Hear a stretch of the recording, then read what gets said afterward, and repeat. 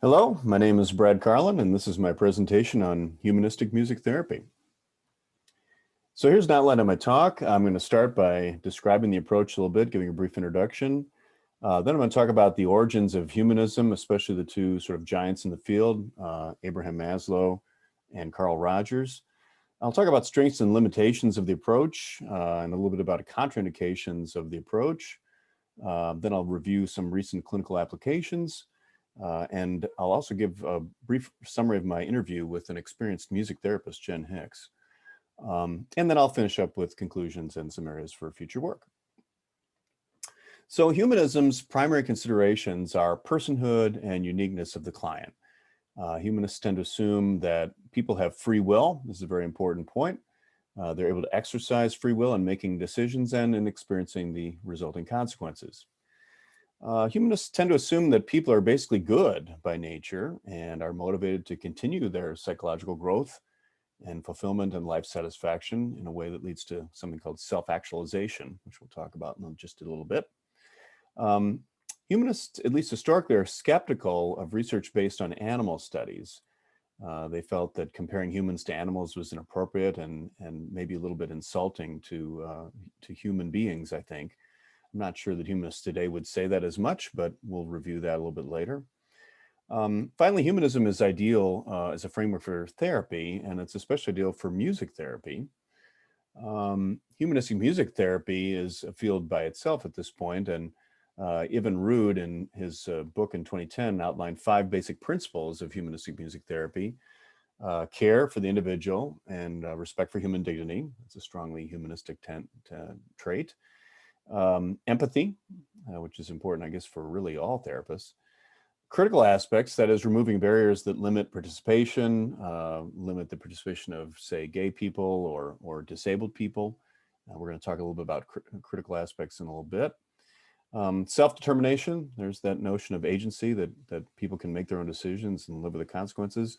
And then finally, symbolism in the form of metaphors and musical meanings.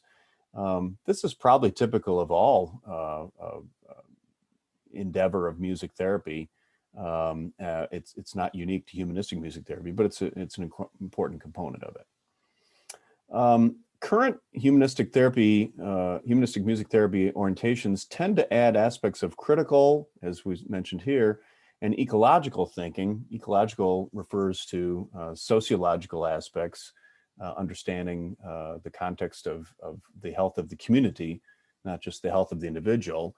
It's easy to see that if humanism were kind of left unchecked, it could become self-centered. If it was only about the individual and not about the group, that is a potential downside of the humanistic approach. And so recent work has thought about trying to work on that and make sure that it doesn't become too self-centered. So we'll talk about that in a little bit. So the origins of humanism essentially date only to maybe the middle part of the 20th century. Humanism emerged as a kind of a third force in psychology and something of a reaction to the two dominant fields of thought at that time, psychodynamic and behavioristic approaches. Humanists thought that both those approaches were rather dehumanizing. I think they were especially bothered by B.F. Skinner's use of operant conditioning, treating humans as if they were animals to be trained. And of course, it's very effective, but it is something of a dehumanizing aspect. And so Abraham Maslow comes along, and at least in 1943, he is already talking about something called Maslow's pyramid, which we all have seen in psychology class. It's a hierarchy of human needs with the more essential needs at the bottom of the pyramids, physiological needs such as air, water, and food. And then the idea is that we move up the pyramid as we're able to get more of our needs met, security needs in the form of personal security, employment, and access to resources, love and belonging needs in terms of friendship and intimacy, family, esteem, which here refers mostly to self-esteem, your recognition in the community, respect you earn from others in the community, and then finally self-actualization, which was Maslow's term for essentially being all you can be. The idea that Maslow had was that you sort of had to work your way up this pyramid. I think later in his career, he realized it wasn't strictly monotone. You could move on to establishing some of these needs before all the ones below were fully met. But that's the basic idea.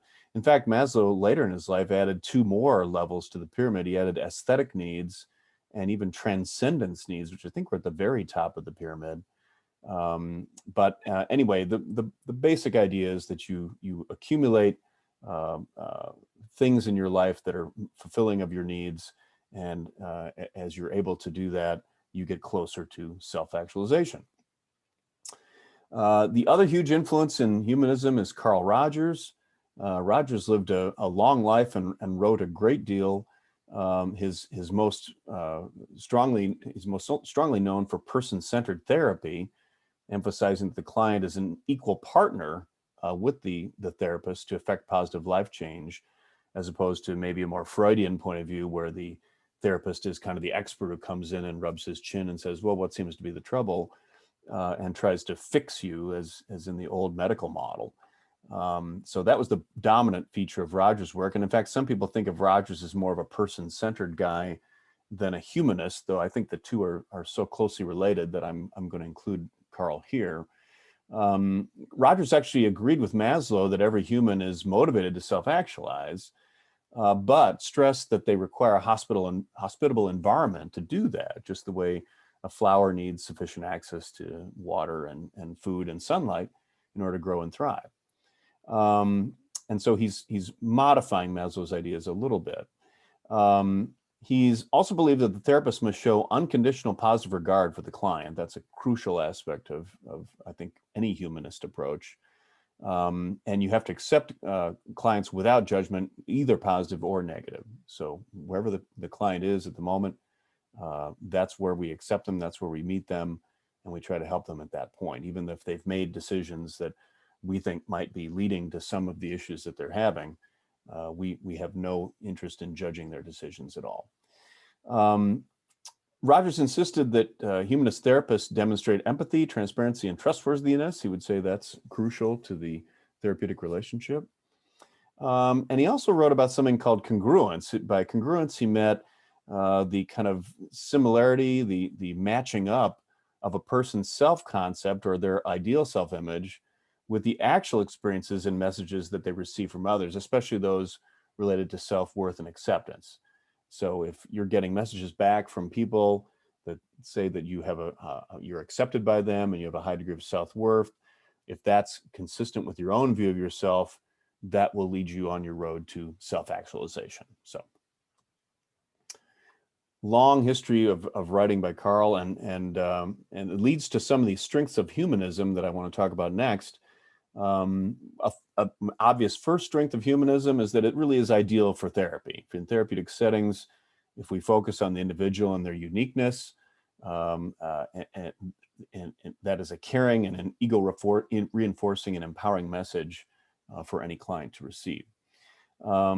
Humanism also facilitates client-therapist rapport and trust by treating the therapist and the client as equal partners, and the unconditional positive regard the therapist has for the client.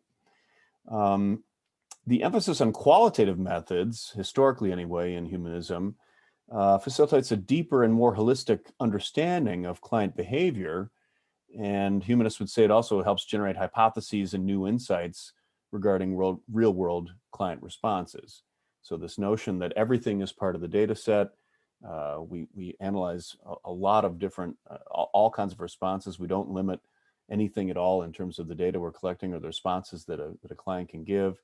And by analyzing this very broad collection of data, we're able to learn a lot more. It facilitates a better understanding of the notion of intersubjectivity, according to Megan Hinman Arthur, who wrote a paper on this a couple of years ago. The idea is that the notion of intersubjectivity is the space that the therapist and the client occupy together. Hinman Arthur's article talks about how a humanist bent can help you understand that a little bit better. And similarly, there's a paper by Honan and Haude that talks about how peak experiences, which Maslow, I think, would say are glimpses of self-actualization, moments of wonder, oneness with the universe, those sort of glimpses of being self-actualized are very likely to happen, or at least more likely to happen, in joint live improvisation exercises, which are also connected to, for example, Northrop Robbins therapy and other humanistic activities of that sort. So another connection between music therapy as practiced by humanists and the opportunity for self-actualization. What about limits of humanism? Are there any? Well, of course there are. There's a historical tendency of humanists to be skeptical of the scientific method, and indeed most quantitative research. Not sure how true this is today, but the early humanists certainly preferred qualitative approaches. They were fond of, as I said, collecting all sorts of data, open-ended questionnaires, semi-structured interviews, case studies, anything they could use to look at what was going on in the therapeutic process and how we might learn from it and improve it. The downside of that approach is that it kind of earned humanists less respect from the medical community and also from anyone interested in outcomes-oriented research, because that's not what this is. We're not trying to show statistical significance of something as we would in a clinical trial.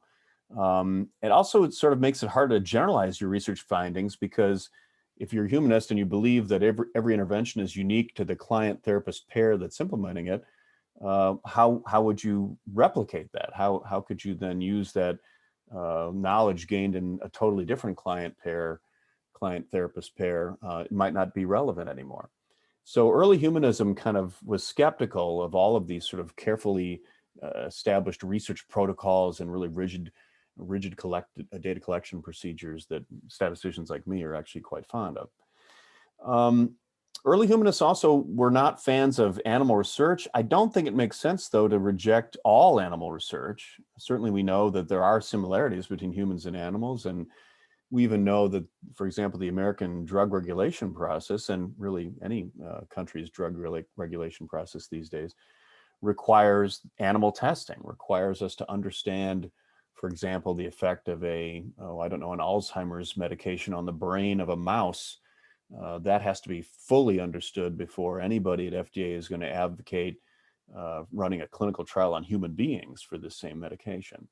So again, I don't know how common this would be today, but historically, this rejection of animal research, I think, would be considered a big limitation. A more recent problem is that traditional humanism is too biased towards Western patriarchal thinking. And in fact, there's a paper by Headley and Thomas that uses this critical theory I mentioned earlier to broaden to a more socially responsible form of humanism. The paper talks specifically about race, gender, sexual preference, disability status, all the ways in which, if you look at humanism the way that the founding fathers did, you're going to come up with a sort of a limited view of what's going on. So the takeaway message here is that we need to get away from binary, privileged, hierarchical thinking. Hierarchical meaning, the client is not below the therapist; they're on an equal footing with each other. And indeed, all of our lives and accomplishments are not solely our own, and all humans are dependent upon each other to some extent. So the sooner we realize that, the sooner we'll be able to fix some of these traditional biases that exist in humanistic thinking. Contraindications, I struggled with this slide a little bit because in terms of patient safety, it's hard to think of any contraindications to behaving humanely. I mean, when would it be better to treat a client inhumanely? I can't think of a case where that would be the case. But I can think of contraindications in the sense of other theoretical approaches maybe being better or more appropriate. For example, if you were a music teacher trying to manage the behaviors of a bunch of rambunctious children in your classroom, you might decide that a strict behavioral approach, maybe using music as a reward, would be the most effective way to go. If you don't get control of your classroom, everything's going to go up in flames, and no one's going to learn anything. So even though this is maybe a little bit dehumanizing, maybe with children it would be all right. Another example would be, what if you had a client that had clinical symptoms that you thought were the manifestations of unresolved subconscious issues of some sort? I'm thinking maybe of an eating disorder example here. Then the client might respond well to a psychodynamic approach where you're trying to get you pull things that are causal out of the client's subconscious thinking, and so the client can deal with that and then move on. So again, these are not really contraindications to behaving humanely, but they are indications that other approaches might be better. And indeed, there's a lovely paper by McFerrin and Heiderscheit that talks about an eclectic approach, where the authors consider multiple theoretical approaches. In their paper, they consider 4 of them: psychodynamic, humanist, cognitive behavioral, and ecological, as candidates for a particular eating disorder therapy procedure. And then they review different beliefs about the underlying causal mechanisms, the ensuing therapeutic stances, the choice of music therapy method variations that might be used, and the desired result of the treatment. And you look back at this large matrix of information and you try to select the approach that is the best for the client at hand, the issue at hand, and the treatment center context at hand. You might make a different decision if we're in a hospital setting versus an outpatient setting, that kind of thing. So this is similar to the integrative approach we learned about, where instead of trying to integrate all the theoretical stances into one implementation, you're now going to try to find the best one. You're going to consider all of them, but you're going to kind of try to find the best single method and go that way. Interesting idea. Well, I have a brief review here of recent clinical applications in humanistic music therapy. The first quote is really not about a clinical application. It's just from a lovely paper by Ansdell and Stigge that I wanted to put in here. They say that therapy is, quote, perhaps the exemplary child of humanism, a natural outcome of core humanist principles. I just love that quote. So they're thinking of therapy as the child of humanism. And then they go on to say that music therapy is a favored grandchild of humanism. So they're kind of, therapy is the child, music therapy is the grandchild, the favorite grandchild, which is just a lovely image, I think. Okay, so moving on with actual clinical applications then. The Heiderscheit and Jackson textbook is filled with humanistic music therapy examples. Here's just one of them. I reacted strongly to the one about the woman who had the left side stroke and was using organ playing. Her music therapist came upon the idea of having her work on the organ, first with her left hand and eventually with her left foot, in order to regain her functionality and be able to carry out activities of daily living. It made her feel empowered. It improved her self-esteem, her sense of self, her agency. She's able to take responsibility for her life and make decisions. And it even helped her relationality, because later on in the story, it turned out that her female friends were driving her to church in order for her to do her organ practice. So she got some social interaction and some relationality aspects out of this as well. So I just thought that was a cool example. I read 2 papers by 2 different authors that used HMT approaches in songwriting, recording, and production using modern digital technology. The population they were working with was adolescents who identify with hip hop and have experienced adversity and trauma as children. So these are mostly adolescents of color, most of them probably growing up in urban areas. They've experienced trauma. Now they've been referred to music therapy, and their music therapist is essentially Quincy Jones, a guy who knows as much, these are both men, by the way, knows as much as Quincy does about how to arrange your material, arrange for the percussion, the vocals, all the things that you need to create a thing that you can be proud of. And this really was a sensational idea, and really reached these kids in a very strongly humanistic way. There's a paper by Noon that talks about a person-centered planning music therapy framework. This was working with adults with disabilities. I believe it was in Western Ireland. And the idea was to let the adults help determine the direction of their therapy and match it to their interests, goals, and abilities. So that you don't get much more humanistic than that, where you're actually inviting the client to co-lead the therapy with you. So that was a nice example. Finally, there's a paper by DeMaio where she used music therapy entrainment. That's that idea where you're trying to match the rhythms of the body to the rhythms of the music, maybe the breathing or the heart rate. And you can use this then to kind of pull clients from one state to another. In this case, it was clients experiencing pain. We're trying to use entrainment to gradually move them to a more of a healing phase. And it worked. The patients reported decreases in pain, and also showed from their actions that they were in less pain. Not all these patients could say exactly what was going on, because 2 of them were suffering from dementia, 2 were not demented. But again, I think that's a strength of the approach, that the approach works regardless of their dementia status. So all these are great examples of using a humanistic approach in an actual clinical setting. Before I wrap up, I want to say something about my interview with my experienced music therapist, Jennifer Hicks. She's an MTBC and a recent Augie MMT grad, as you well know. As you also know, her outlook is strongly humanistic and person-centered. She talks a great deal about her being influenced by Carl Rogers and his writings, and his thinking about the unconditional positive regard he has for his clients. She often starts sessions with this a piece of writing called Introduction to Brave Space by Mickey Scott Bay Jones.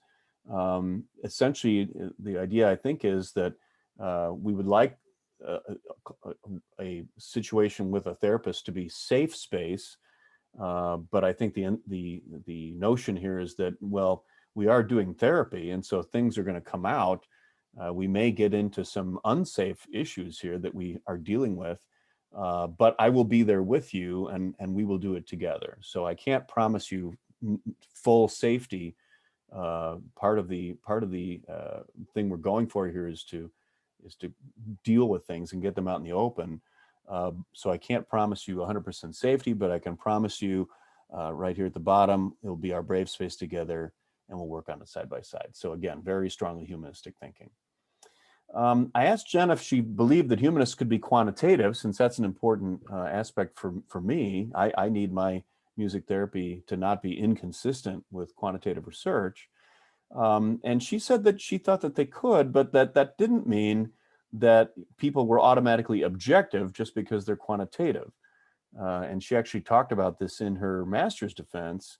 We all bring implicit biases to our work, our race, our gender, our socioeconomic status, our sexual preference. All these things enter into how we look at data. And even though I'm more of a quantitative researcher that crunches numbers, I can't just look at the numbers and say, well, the numbers don't lie, and leave it at that. I do have to interpret my work and talk about what I think it means. And so as soon as you do that, you are at risk for bringing your own bias into the results. So I thought this was a really good point. And I like the way that Jen issued these kind of statements in her own talk, and it made me realize that I probably should be doing more of that in my talks as well. As a matter of fact, in an email that she sent me after the interview had already ended, it was kind of like therapy, I guess. She continued the process by sending me an email that encouraged me to reflect on my status as a white, Christian, able-bodied, cishet male, and how that affects my access to resources and recognition in a society designed to help elevate rather than minoritize people like me. And so she was quick to add that, I'm not saying that you didn't work hard. You did work hard. I'm sure you did, but you were working on a playing field that was tilted in your favor. Some people were working the other way. Some people were trying to work uphill because the very system they worked in was designed to minoritize them because they were Black, because they were queer, because they were not able-bodied. And so even though I kind of know all these things in the back of my mind, to have Jen actually point these out and ask me explicitly to think about it really was impactful. It was maybe the most impactful expert interview I've ever done. And so I look forward to further interactions with Jen in the future. Well, the conclusions of this talk then are that humanism offers a very natural theoretical framework for music therapy intervention. However, a socially responsible version would be better. It would be able to avoid potentially harmful aspects of the traditional approach that but winds up inadvertently threatening the personhood of many of our clients. In future, it would be good to continue to promote this multicultural view and apply it where we can. Something like developing queer humanist music therapy. You can read papers on queer humanism, and you can read papers on humanist music therapy. but I didn't find any on queer humanist music therapy or disability humanist music therapy or anything like that. So there's still a lot of work to be done, I think, in developing, expanding the basis of humanist music therapy to handle these different subpopulations that are currently being marginalized. I think it would be good to expand humanism's scientific basis, continuing its strength in qualitative research, but adding more of the quantitative side. And it won't surprise you to learn that I'm in favor of quantitative analysis. And that includes controlled clinical trials where we can. I still think it is possible to protocolize humanistic interventions. As long as you intend to treat the patients in a certain way, then as long as the patients are always treated in the way that you sought to treat them, you're being consistent across patients. And I don't think it necessarily follows that you cannot combine these data. You still can make overall statements about averages and overall tendencies that will help us with the medical community and outcomes-oriented communities that we seek to impress. Qualitative research approaches are still going to be important. And though, again, to my way of thinking, it's a little bit more about developing new ideas and directing future research. I tend to think of qualitative approaches as more hypothesis generating approaches, whereas I think of quantitative approaches as more hypothesis confirming or denying approaches, where you're setting up a careful clinical trial that's going to try to evaluate, does this procedure work, yes or no? But to develop the procedure in the first place, you still have to do something qualitative. Finally, humanistic approaches should be often part of integrative and eclectic therapeutic interventions in the way we talked about before, and further integrating them in this way would be a good idea. So that's the end of my talk. If you have questions, I'll be happy to receive them by email. And here I am with my purple tie that matches the purple background I stole from Emma. So thank you, Emma, for giving me this pretty purple format to use in my slides.